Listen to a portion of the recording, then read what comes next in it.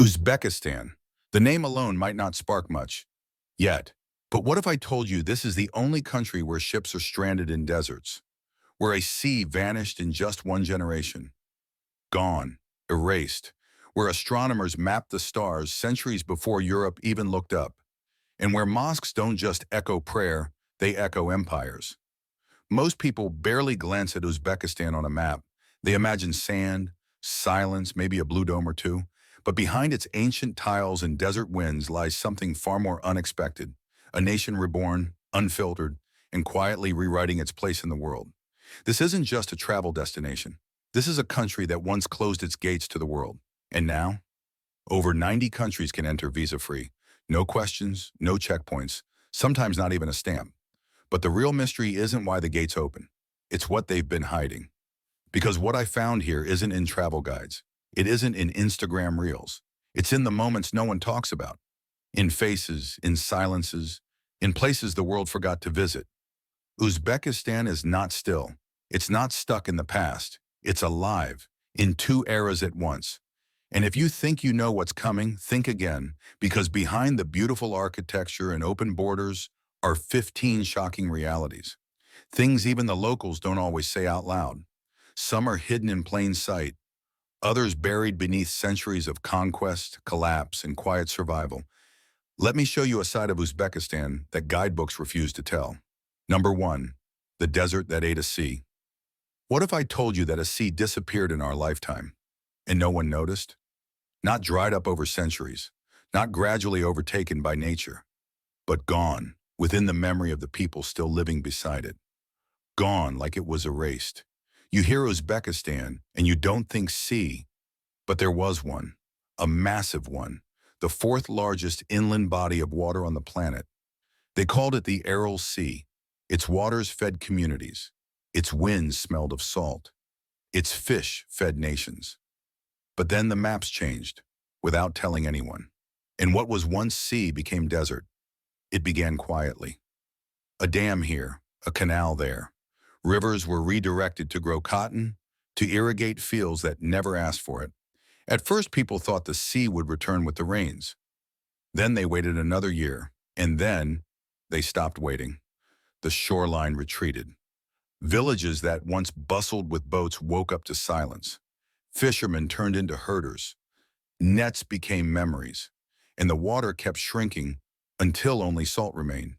Today, the ground where waves once lapped is cracked and dry, and standing in the middle of it is a ship, not a monument, an actual ship, still resting on sand as if the sea had simply stepped away for a moment. You can walk through the ghost port of Moynak. There are no seagulls, no anchors, just dust and silence. Ask the locals what they remember and their faces shift. Some remember swimming as children. Others remember their parents packing up and leaving because there was nothing left to fish. But here's the question that doesn't get asked. When a sea vanishes, where does that story go? Not into textbooks, not into headlines. It becomes a cautionary tale that no one's in a hurry to repeat, because admitting it happened means admitting we looked away. The Aral Sea didn't dry up naturally. It was sacrificed, piece by piece, for growth, for industry, for a vision that forgot to ask what happens when the water's gone. And now the desert that swallowed it tells the story in silence. But if you listen closely, you can still hear the tide, not in waves, but in the wind. A reminder of what happens when a sea becomes inconvenient. But this is only one piece of the puzzle, because what shocked me next wasn't something lost. It was something left behind, in the middle of the capital, under the ground, hidden in plain view. Number 2, Soviet shadows still walk here. They changed the alphabet, then they rewrote history. At first, you don't notice it. You walk the streets of Tashkent and everything feels orderly. The roads are wide, the buildings uniform, the fountains geometric. There's a rhythm to the city, but it's not ancient. It's inherited. Then you see it. The metro stations, carved from marble, lit like palaces, built not to reflect Uzbek identity, but to remind you of something else, something colder, something calculated, the Soviet imprint. It's everywhere if you know where to look. The university gates, the Lenin statues, quietly removed, but not entirely forgotten. And in the minds of a generation raised not on tradition, but on policy. For over 70 years, Uzbekistan was part of something bigger. The USSR didn't just draw borders. It redrew language, education, religion, entire lives. Imagine being told that the script you write in today will be banned tomorrow. First, they erased the Arabic script to Islamic. Then they introduced Latin, briefly, then Cyrillic, permanently. And now, back to Latin, 3 alphabets in a single century. But what gets lost when you change the letters that spell your name? Your past begins to slip. Family stories become unreadable. Gravestones go silent. And history becomes something told to you, not something you hold in your hands. In classrooms, generations grew up learning the geography of Russia, not their own deserts. They read Pushkin, but not Alisher Navoy. They memorized Soviet heroes, not Uzbek poets. They saluted foreign triumphs, while their own heritage was packed away in museums and myths. Ask the elders, and they'll tell you, you were Uzbek at home, but Soviet everywhere else. So much of life here still runs on those old foundations.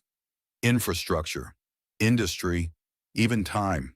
Until recently, people still set their clocks by Moscow time, more out of habit than need. But perhaps the most enduring trace isn't physical at all.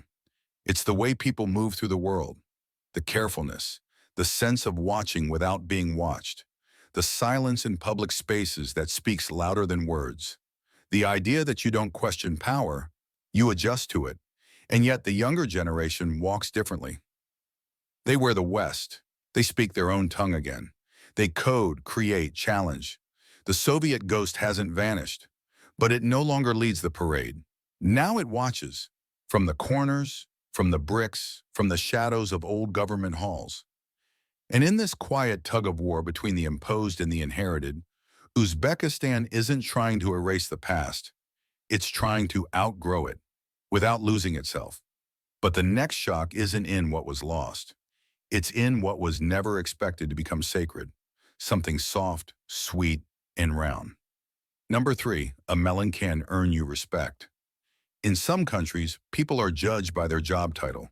In others, by what car they drive, or where they went to school. But in Uzbekistan, in certain places, a man can be respected for one thing above all else: his melon. Not his wealth, not his name, but the quality of fruit he spent a lifetime growing. Because here, a melon isn't just a fruit, it's a symbol of land, of skill, of reputation. Walk through a bazaar in the heat of melon season, and you'll hear vendors not shouting, but bragging. My grandfather grew this variety before your grandfather had teeth. This one, only water from the Zarafshan touches it. Some melons are said to be so sweet they make your jaw ache. Others, so fragrant, they're carried in wedding processions before the bride arrives. The pride is generational. Farmers pass down melon seeds the way some families pass down gold. Carefully, quietly, like treasure.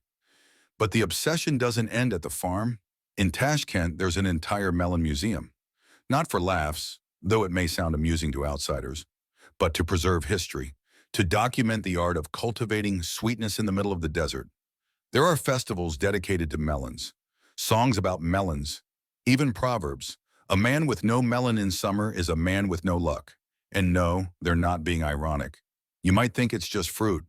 But in a country where droughts are remembered like wars, where sweetness once depended on survival, the melon became more than food. It became memory, celebration, identity. And here's where it gets interesting. Uzbekistan doesn't just grow melons for itself, it exports them by the tons to Russia, to China, to the Gulf. Each melon wrapped in paper like porcelain, shipped not just as produce but as proof.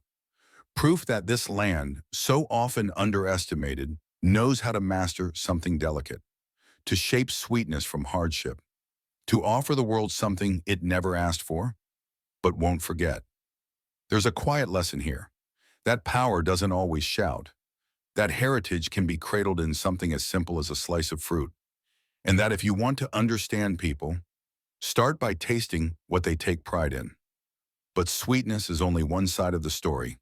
Because not far from the melon fields lies a network of tunnels, where light doesn't reach, but history does. And what was built there, beneath the city, was never meant to be beautiful. And yet, it is. Number 4, the secret metro beneath Tashkent. There's a city beneath the city, and inside it, echoes of a world the surface chose to forget. Tashkent may seem calm on the outside, orderly avenues, tree-lined boulevards, modern cafes humming with youth and Wi-Fi. But just below, there's something far more unexpected. Not just a metro system, not just a way to get from one point to another, but a series of tunnels where every station tells a story, if you're listening.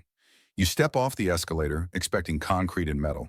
What you find is marble, arches, hand-laid mosaics, gold domes, chandeliers. Not the kind you'd find in a palace, the kind that were built for one. The Tashkent Metro wasn't designed for passengers. It was designed for permanence. Each station is a tribute to something: poets, cosmonauts, inventors, ideas. The ceilings are carved, the lights are sculpted, the silence feels deliberate, and yet it's public transport. But why would a metro, hidden underground, be built with such precision, such care? Because these tunnels were never just about movement. They were about preparation. When the Soviet Union designed them in the 1970s, they had a second purpose. In case of nuclear attack, these stations would become bunkers. Not metaphorically, literally. Steel blast doors still exist. Some control rooms remain locked. There are corridors that lead nowhere, and maybe somewhere. Back then, cities weren't just built to be lived in, they were built to survive. For decades, photography inside the metro was banned. Not discouraged, banned. Tourists were warned, locals didn't question, because what lay beneath was considered classified, a space where design met defense. But something shifted. Today, you can ride those same trains. You can look up at the domes. You can see stories carved into tile, stories of engineers, dreamers, and survivors. Each station is different. One shimmers in blue, like a frozen lake. Another glows amber, with patterns that recall ancient astronomy. There's a quiet logic in how the city moves under your feet. And the deeper you go, the more you realize this metro wasn't just made to transport people. It was made to shape memory, to remind you of power, of silence, of what lies beneath progress. Some cities write their history in museums. Tashkent wrote part of its history underground, station by station, platform by platform. You can write it in minutes or think about it for hours. And as you exit back into the sunlit streets, there's a question that stays with you. If this much intention was buried beneath the ground, what else has been carefully placed just out of sight? The answer, surprisingly, is in something you won't hear 5 times a day.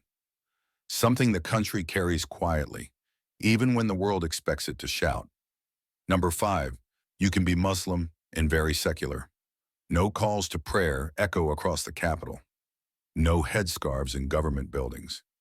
No religious slogans painted on walls. And yet, Islam quietly shapes the soul of this land. At first glance, Uzbekistan might not feel like a Muslim country. There's no loud declaration, no urgent performance of belief. Mosques exist, yes, but not always in the center of the city. Sometimes they're tucked between alleyways, beside schools, behind walls. But step inside a family home and it's there, in how a guest is greeted, in how bread is passed, in how tea is poured, with a left hand held still, out of respect. It's in the shoes by the door, in the silence before a meal, in the way people lower their eyes when speaking of elders. This is a country where 90% of the population identifies as Muslim.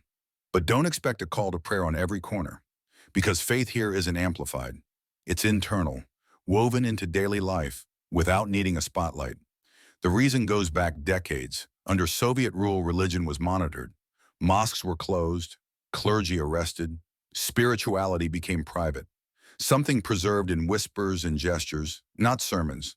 And that posture never fully left. Even after independence, Uzbekistan remained a secular state, by law, by design. Government officials don't wear religious symbols. Public education is religiously neutral. There are rules, even today, about where and how religion can be practiced. But don't mistake silence for absence. Faith has simply taken on a different shape here, one less visible, but just as real. It's the quiet reverence at a saint's tomb, the way people touch the stone with both hands, then their forehead.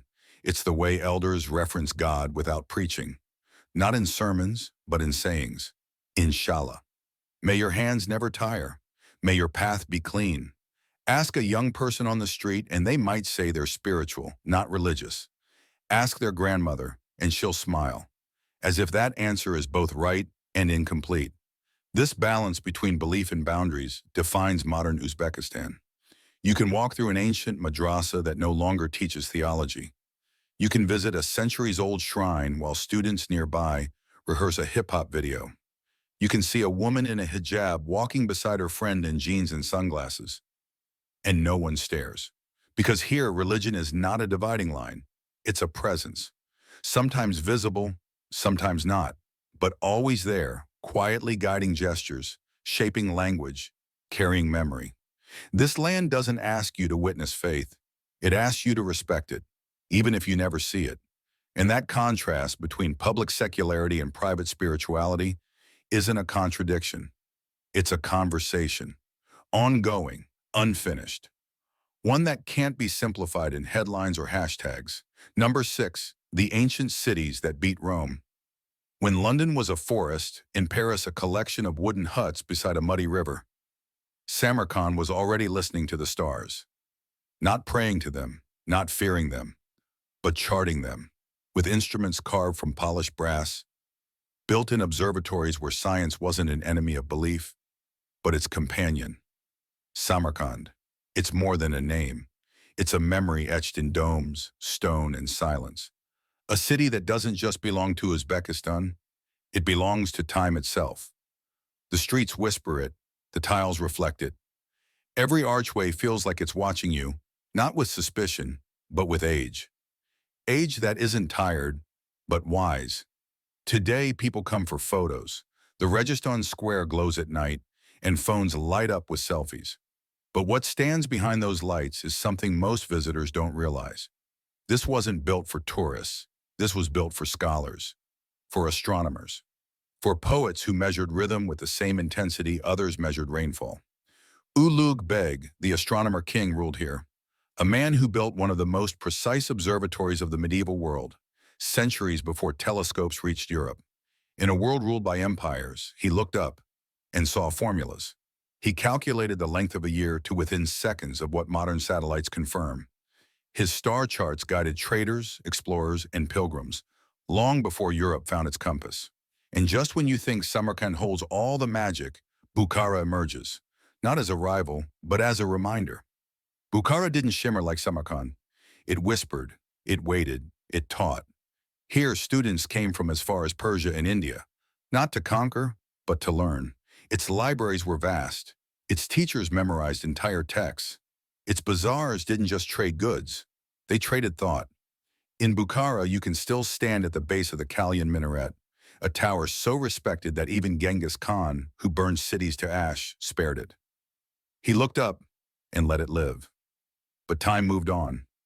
Maps changed, borders shifted, and somewhere between conquest and colonization, these cities became quieter. Not forgotten, just misfiled. Today, tourists walk through these streets with cameras. They marvel at the symmetry of a madrasa, the glint of a dome, the shadows in a caravanserai. But very few realize that they're not just walking through stone. They're walking through an archive of knowledge the world once turned to, until it turned away. The West crowned Athens and Rome as its intellectual capitals. But what if Samarkand and Bukhara were not the edges of civilization, but its center? There's a reason why even the Silk Road, legendary as it is, needed these cities. Not just for rest, but for direction. Because the travelers may have brought silk, spices, gold, but what they truly carried was curiosity. And what they took from here was perspective. Even now you can feel it, in a calligrapher's brush, in a storyteller's rhythm, in a scholar's voice echoing through restored halls. These cities didn't survive because they resisted time. They survived because they held it, and they're still holding it, waiting for someone to look past the facade and ask the deeper question, What else have we overlooked? Because just one generation later, the answer begins with ink and a letter that cannot be read. Number 7. Youth that can't read their grandparents' letters. In most families, memory is passed down through words, names whispered across tables, recipes scribbled in margins, letters saved in drawers that smell like age and ink. But here, there's a silence in those drawers, not because no one wrote, but because no one now can read. A boy finds a note in his grandmother's box. He turns it over slowly. It's not in Russian, not in English, not in the Uzbek he knows from school. The letters curl like vines, foreign, elegant, unreadable. His grandmother smiles. "It's from my father," she says softly. "He wrote it before he left for war." The boy hesitates. He doesn't know what it says. No one in his generation does. Why? Because Uzbekistan didn't just change its leaders. It changed its alphabets 3 times in 1 century. Arabic script once ruled here. Beautiful, calligraphic, rooted in religion and tradition. It shaped not only language, but identity. Then came the Soviets. Arabic was declared outdated, foreign, inconvenient. It was replaced by Latin. Then, just 2 decades later, Latin was cast aside for Cyrillic. Not by popular vote, by decree. Children opened their school books one year and saw new shapes staring back. They learned to pronounce the same sounds in different symbols. They stopped writing like their parents, and soon they couldn't read like them either. A script can seem like a technical thing, but in truth, it's a bridge. And when it's burned, what's lost isn't just language, but legacy. Now, post-independence, the country has returned to Latin, a fourth alphabet in less than 100 years. Modern signs sparkle in Latin. Billboards, street names, social media handles. But the old Cyrillic still lingers on doorplates, and deep in basements, in family albums, in diaries no one has opened in decades. Arabic script still waits for someone to understand it again. Ask a young Uzbek to read a 1940s love letter. They'll squint, guess, and then shrug. What happens to a culture when its memories go unread? When a lullaby written in Arabic can no longer be sung by the granddaughter it was meant for? When a handwritten prayer survives the war, the collapse of an empire, the Hunger Years? But not the script reform? And what's more, this was not unique. It happened quietly all across Central Asia, a silent erasure masked as modernization. You won't hear protests about it. No marches, no slogans. Just a quiet distance growing wider with each graduation. Some try to relearn, old men offering free classes in Arabic script on Saturdays, teenagers showing up, curious, for a while. But then the exams come, the job interviews, the distractions, and slowly the letters fade again. Yet, here's the paradox. Even as young Uzbeks cannot read their grandparents' handwriting, they still name their children after them, still kiss their elders' hands, still hold reverence for a history they can't fully decode, respect without access, love without translation. And maybe that's the most Uzbek thing of all, to carry meaning not in the letters themselves, but in the silence between them. But some letters are even older, so old they were carved in fire. And some say that fire still burns today. Number 8, the lost language of the Zoroastrians. Some say a flame still burns where the old gods once ruled, not on a mountain, not in a book, but in the empty wind of the steppe and in the stones that remember more than they reveal. Before minarets touched the sky, before the Quran echoed through madrasas, before even the scripts that shaped empires were conceived, this land whispered a different name, Zoroastrianism, a faith older than Islam, older than Christianity. Some even say older than written memory. It began with fire, not worship of it, but reverence. Fire as a symbol of truth, of purity, of life that could not be faked. They believed that to lie was to cloud the world, and that to tell the truth was to protect the flame. Now in the deserts of Uzbekistan, near forgotten hills, near villages where goats outnumber people, the remnants still stand. There are temples that no longer burn, walls that echo nothing but wind, altars scarred by centuries, and yet not erased. In some, the pits for sacred fire remain, hollow, cracked, quiet. but not empty. Because when a shepherd leads his flock past the ruins, he doesn't call them ruins. He says, that's the place where the flame once spoke. And then he moves on. He doesn't explain. Because here, you're not meant to explain. You're meant to remember. There are words carved into rocks, long abandoned. No tourist sign points them out. No guidebook lists the coordinates. But if you look closely, they don't belong to any modern tongue.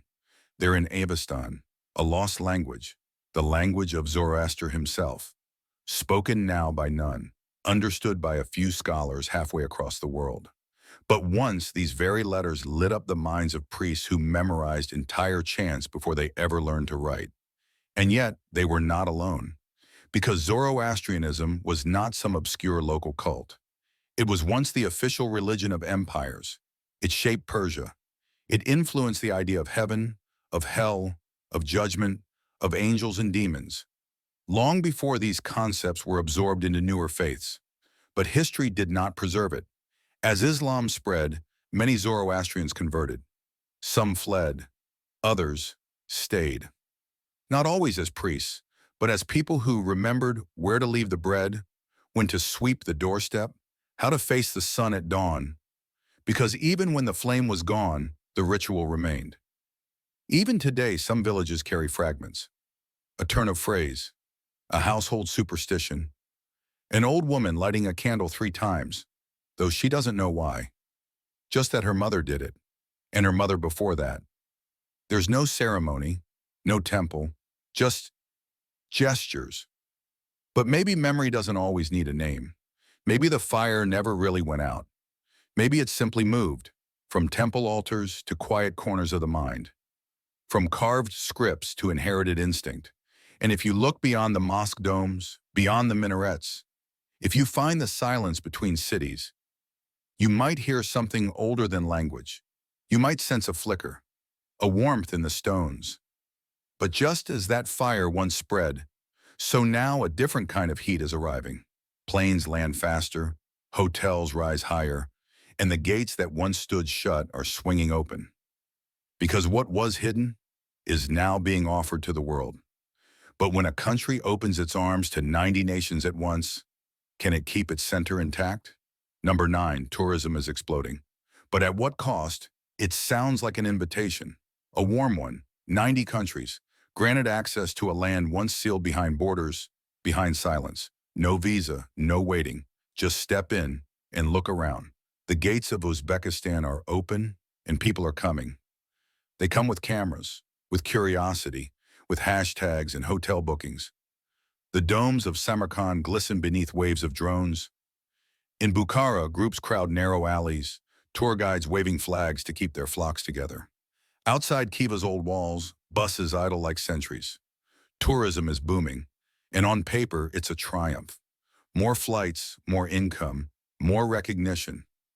But on the ground, the story is more complicated. In some parts of the old city, carpets once woven for family homes now carry tags in 3 languages. Young girls dressed in traditional fabrics rehearse dances for visitors they don't speak to. New cafes offer Wi-Fi and cappuccinos with Persian calligraphy framed behind espresso machines. Progress, maybe, but ask the locals, and their answers vary. A hotel manager in Tashkent smiles.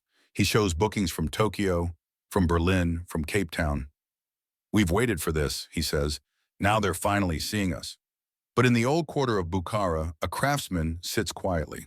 His family has carved wood for 5 generations. He speaks slowly, choosing each word. I don't mind visitors, he says, but when everyone wants what's old, we begin to make it new again. We start copying ourselves. In some markets, centuries-old designs now appear printed on synthetic scarves. Bread sold for tourists is decorated more intricately, but bakes faster, spoils quicker. And near Sharisabs, cranes rise near heritage zones. Luxury resorts are planned where pilgrims once walked barefoot. The architecture is ancient. The pressure is modern. There's money in memory now, but memory, once packaged, begins to shift. It cleans itself up. It performs. It forgets the parts that don't sell. Because when you must explain your culture in 90 seconds, what do you leave out? when a sacred shrine becomes a photo backdrop, when a prayer is timed between tour stops, when a melody once sung at weddings becomes background music for lunch. What happens to the meaning? Some locals see opportunity, new jobs, new voices, a stage that was never offered before. But others quietly worry that the essence is thinning, that the mystery, so long protected, is being offered too fast, too soon. Uzbekistan is welcoming the world. But in doing so, is it losing the parts of itself that were never meant to be exported? Because a mystery thrives in slowness. It grows in silence. It waits. And now, it's on display. So we ask, when everyone wants a piece of the mystery, can the mystery survive? Number 10. The bread that's sacred. To waste bread here is to insult the earth itself. In Uzbekistan, bread is not just food. It is a presence, a gesture, a ritual performed in kitchens, courtyards, and clay ovens that have seen more prayers than plates. It begins before sunrise. A mother wakes before the others. She kneads dough in silence, palms pressing rhythm into the mixture as though she's not just shaping a meal, but shaping a day. Then comes the tandir oven, round, deep, alive. The dough is slapped onto its hot inner walls, where it clings like memory and bakes like belief. It's called naan, soft at the center, crisp at the edges, often stamped with symbols that vary from region to region. Each design a signature not of a bakery, but of a lineage. But in every home, in every city, the rule is the same. You do not place bread upside down, not on a table, not in a bag, not even by mistake. Because the flat side touching the earth is sacred. It's the side kissed by fire, the side that caught the heat and gave back nourishment. To turn it downward is not just disrespect, it's disconnection. From land, from labor, from grace. If a piece of bread falls to the ground, no one steps over it. No one sweeps it away. They pick it up, gently brush off the dust, and raise it to their forehead, as if to apologize. Even stray crumbs are gathered, placed on windowsills for birds, buried respectfully if spoiled. To Western eyes, it may seem excessive, a superstition, but here it's something else. It's memory. In Soviet times, when famine struck and shelves stood bare, people survived on scraps. Bread wasn't sliced, it was rationed, guarded, treasured. Grandmothers hid it in cloth. Children shared it without being told. Even today, ask an elder how much bread costs.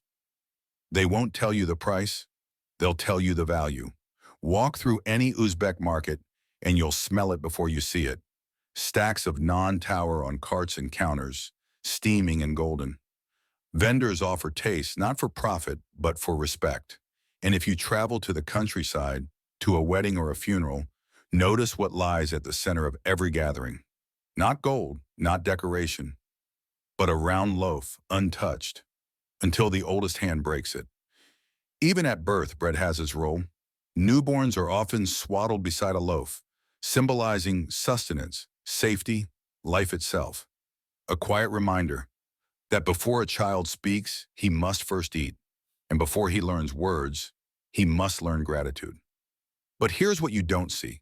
In cafes shaped for tourists, bread is sometimes tossed. In city bins, a few crusts appear. Slowly, the rhythm shifts. Fast food enters. Plastic replaces cloth. Tradition begins to share the table with convenience.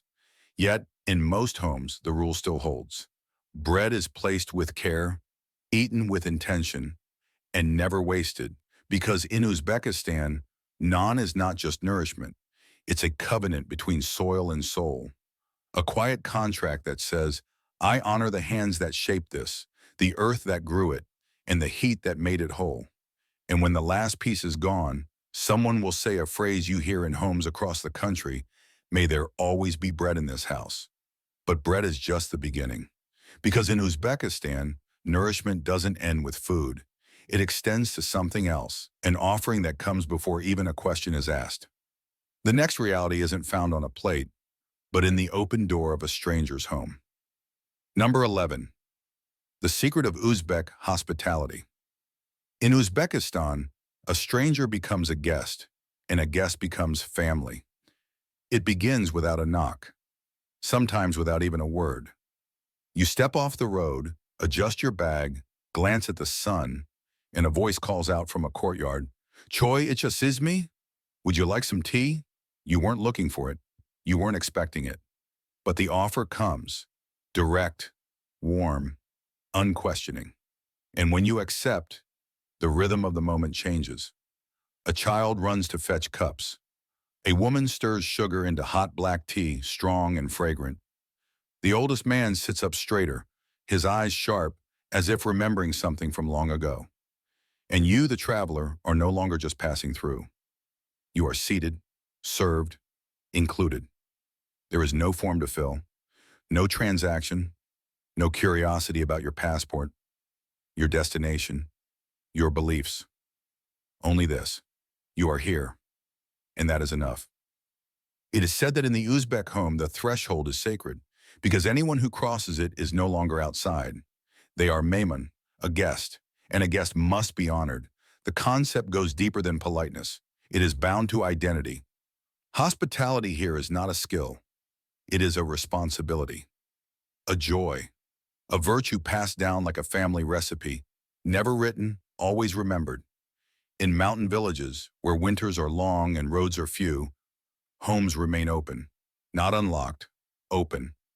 A pot of tea simmers all day. Bread is never eaten alone. And if a traveler appears, even after sunset, even in silence, space is made, because no one should sleep hungry, and no one should walk away unknown. There's a phrase elders often use: God comes in the form of the guest. So they prepare not just for company, but for a kind of sacred visit. In cities, the same spirit endures, though shaped by concrete and speed. In Tashkent, a man sees you lost and walks a mile out of his way to guide you. Not because you asked, because you looked like you might need it. In Samarkand, a young couple insists you join them for a wedding. You don't know the groom. They don't care. They say, "Tonight we are all family." And inside that wedding hall, the rhythm returns, the tea, the bread, the stories, the seat offered first to you, not last. But perhaps the truest moment of Uzbek hospitality is the one that never makes it to photos. No feast, no fanfare. Just an old woman placing her hand gently over yours as you leave, and saying softly, "Calypsis, you came. Not thank you, not goodbye. Just, you came. Because that's what matters. That you arrived, that you sat, that for a moment you belonged." Hospitality here is not about luxury. It's about meaning. It asks nothing except your presence and offers everything in return. But as you stand to leave, you realize something else. This kind of welcome, this kind of human generosity, doesn't end at the doorstep. It follows you in a shared smile at the train station, in the plastic bag of grapes handed to you on a bus, in the driver who turns off the meter and says, "This ride is on me." And still, there is more to be uncovered, because just when you think you've seen Uzbekistan's warmest side, you arrive in a city that refuses to exist in just one time. Number 12, the city that exists in three time periods. Here you walk the past, past the present, and glimpse the future, all in a single street. Khiva doesn't feel like a city. It feels like a memory you forgot you had. The walls of the Ichinkala rise out of the desert like the pages of an untouched manuscript. Mud brick, still warm under the sun, still breathing with centuries of stories.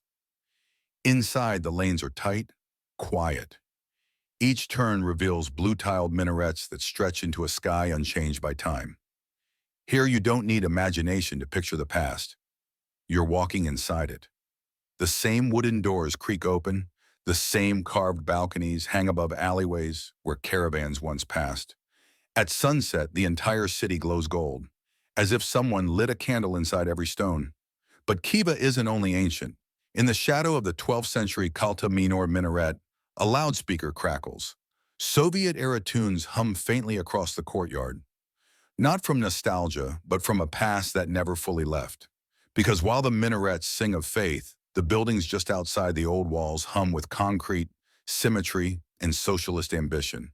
Soviet Khiva was planned, structured, layered onto the old bones of the city like a second skin. And yet, neither side erased the other. Step out of the walled city and you'll find murals of wheat harvests, plaques commemorating collective farms, and wide boulevards lined with identical apartment blocks, each one echoing the ideals of a different time. But it doesn't stop there. A few blocks away in a glass-walled cafe lit with neon signs, young Uzbeks order lattes and swipe through phones, speaking in 3 languages without thinking twice. Instagram feeds feature Khiva arches, delivery apps bring food to Soviet flats, and tourists pose in traditional robes, edited through modern filters. So how does a single place carry all this? Ancient prayer, industrial order, digital momentum. How does Khiva breathe in 3 centuries at once and remain whole? Maybe it's because no era was ever truly erased. They were folded, stacked, woven into the texture of a city that refuses to belong to just one identity. In the bazaar, you might buy a hand-woven scarf dyed with pomegranate skin, sold beside a plastic toy made in China. The shopkeeper calculates the price on an old Soviet calculator, but confirms the sale through a QR code. A child runs across the cobbled path in sneakers, past a madrasa older than most countries, and pauses, just for a moment, to touch the cold stone. 3 time periods in one touch. In Khiva, history doesn't live behind glass. It lives underfoot, overhead, in gestures, in glances, in pauses. And maybe that's the secret. The city doesn't choose between its timelines. It lets them all speak, all at once, but in the silence between their voices, there's another story rising. One written not in stone or steel, but in steps being taken quietly by women across this country. Because the next reality begins not with a monument, but with a movement. Number 13, the female face of quiet resistance. They whisper change in the kitchens and shout it from boardrooms. In Uzbekistan, where mountains guard the east and deserts stretch to the west, a quieter revolution moves between the walls of family homes and the corridors of innovation. And it begins with the women. She opens her door before the sun rises, sweeping the courtyard in a robe embroidered with gold thread. Her scarf is wrapped neatly, her hands already busy with breakfast, her voice soft but certain. She won't appear in official statistics. No one is counting how many guests she welcomes, how many neighbors she feeds, how many grandchildren she teaches without a chalkboard. But in this house, she is the system. And just across the city, in a glass tower near the skyline of Tashkent, another woman sits behind a screen. She's typing code, fast, precise. She leads a small team, mostly men. The platform she's building connects rural artisans to the global market. She wears the same calm her grandmother did, but her tools are different. In Uzbekistan, femininity isn't one idea. It's 1,000 quiet decisions made every morning, in fabric, in words, in silence. At the bazaar, an older woman weighs apricots on a wooden scale. She greets each customer with a nod and finishes every exchange with a blessing. No degree, no office. Yet her financial instincts run deeper than spreadsheets. She knows what sells in August. She knows who pays late. She knows how to stretch one crate of produce into 2 weeks of profit. This is her domain, and she rules it with a soft voice and sharp math. But watch closely. In the corner of that same market, a younger girl is filming a TikTok recipe tutorial. She's mixing tradition with modern rhythm, teaching the world how to fold somsa in 30 seconds, with subtitles. It's not defiance, it's continuity with a different melody. In some families, 3 generations of women live under the same roof. One prays 5 times a day. One runs a small business. One teaches English through an app. They don't always agree, but every night they sit at the same table. And in that moment, when the tea is poured, when the bread is shared, when no one speaks for a while, something passes between them.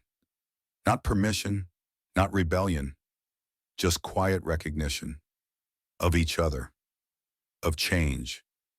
And it's not always quiet. In Samarkand, I met a woman with oil on her hands and tools in her apron. She repairs satellite dishes. She's never left Uzbekistan, but she can rewire anything that receives a signal from the sky.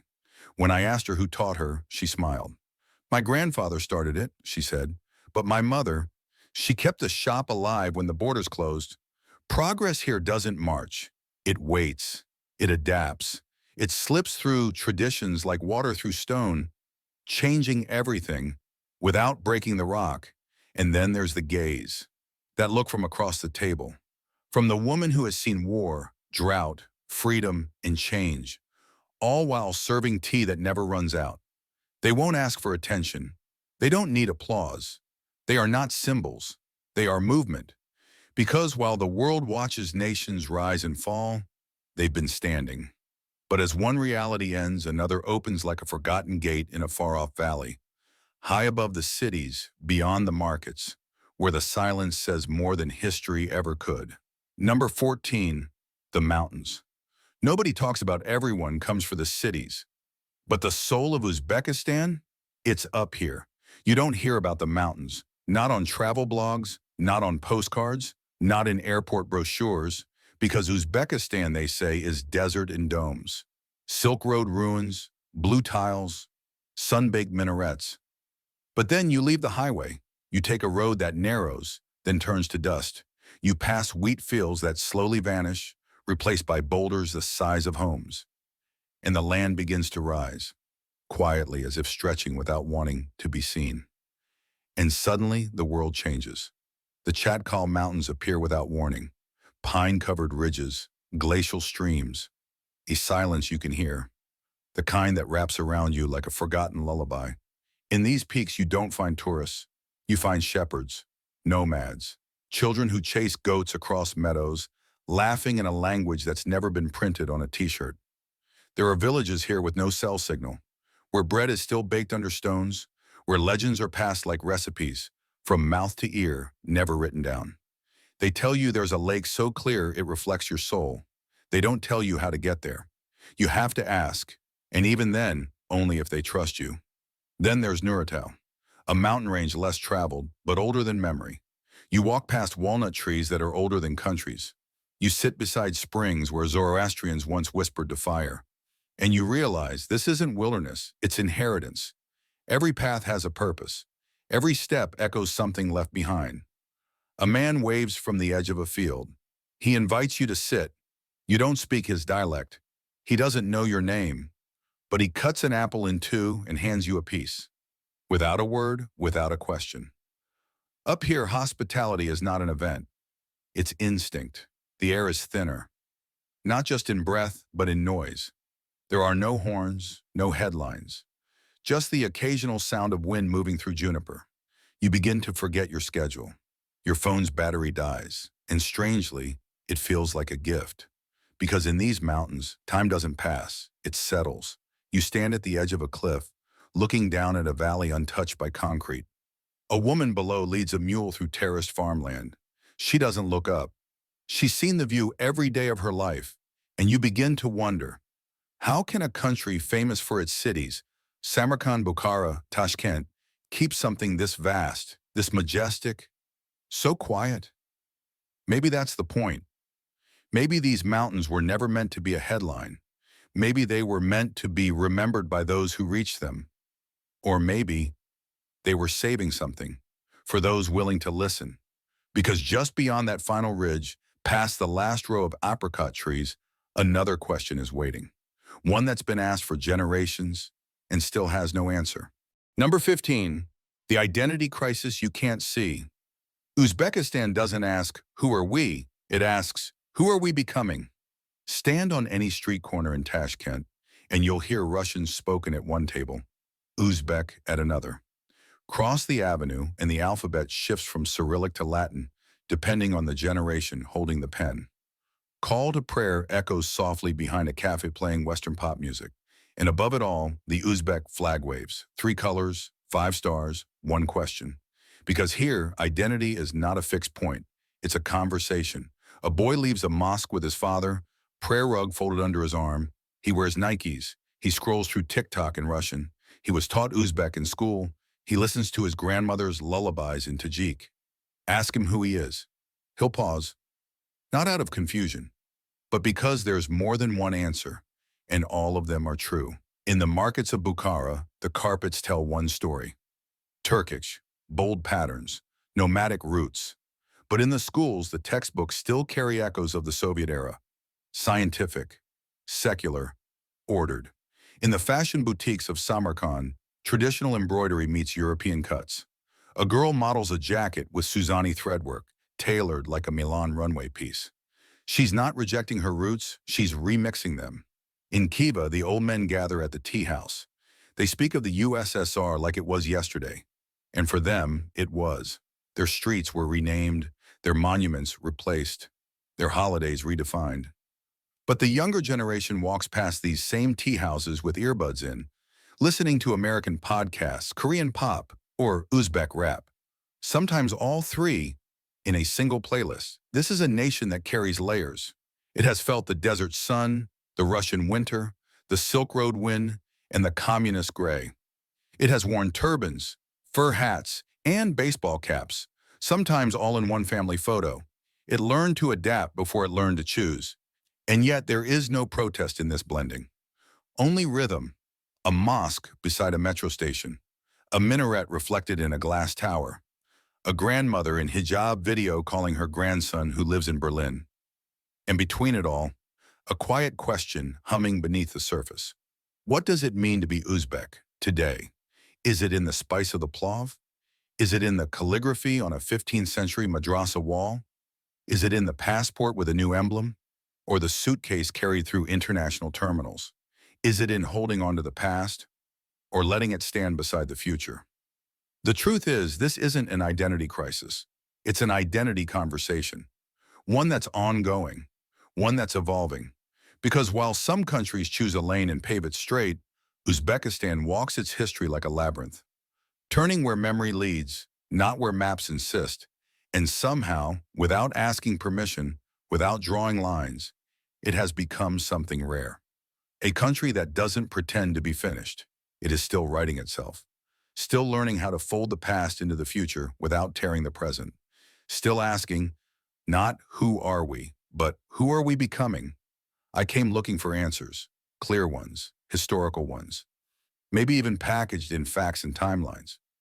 But what I found was something else, a place that doesn't wait to be explained, a place that isn't trying to impress or perform.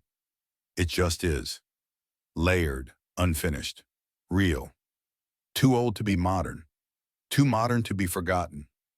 It happened just outside Nukus, a quiet road, a sky full of silence, and a boy no older than 12. He had a stick in one hand, herding goats that didn't need much herding. I asked him a question in slow, careful Uzbek. He answered in Russian, then laughed, then switched to English. Not fluent, just enough to say this. People always ask me where I'm from, he said, but I think the better question is, where are you going? He didn't stay for a reply.